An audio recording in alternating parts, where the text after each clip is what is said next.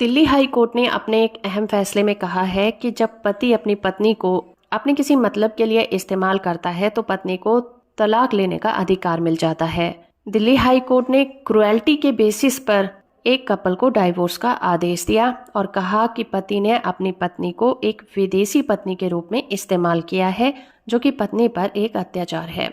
इस केस की सुनवाई के दौरान जस्टिस विपिन सांघी और जस्टिस जसमीत सिंह की बेंच ने कहा कि शादी को कंटिन्यू रखने से पत्नी पर अत्याचार होगा, इसीलिए इस तरह की शादी को कंटिन्यू रखने का कोई भी मकसद दिखाई नहीं देता। कोर्ट ने कहा कि शादी का मतलब होता है दो आत्माओं का मिलन, लेकिन इस शादी में ये जो कपल है वो अपने दुख या फिर सुख को साथ मिलकर बांट नहीं सकता। उनकी जो शादी है केवल कानूनी रूप से जारी है, फिजिकली या मेंटली रूप से वो पूरी तरह से खत्म हो चुकी है। इस मामले में जो कपल है उनकी मैरिज 11 साल पहले हुई थी, लेकिन पति अपनी पत्नी के पास तभी आता था जब वो इंडिया में आता था, क्योंकि पति कनाडा में रहता है। पत्नी का आरोप ये था कि पति ने अपनी छोटी छोटी यात्राओं के दौरान पत्नी को मानसिक, शारीरिक और भावनात्मक रूप से बहुत ज्यादा परेशान किया, और जब पत्नी ने तलाक के लिए फैमिली कोर्ट का दरवाजा खटखटाया तो उसकी याचिका खारिज कर दी गई। इसी के बेसिस पर पत्नी ने तलाक के लिए फैमिली कोर्ट का दरवाजा खटखटाया, लेकिन फैमिली कोर्ट ने उसकी याचिका को खारिज कर दिया। इसी आदेश से नाराज होकर पत्नी दिल्ली हाई कोर्ट पहुंची थी। हाई कोर्ट ने देखा कि दोनों के बीच जो अलगाव है वो काफी लंबा है। इस दौरान अगर थोड़े थोड़े दिनों के लिए वो मिलते भी हैं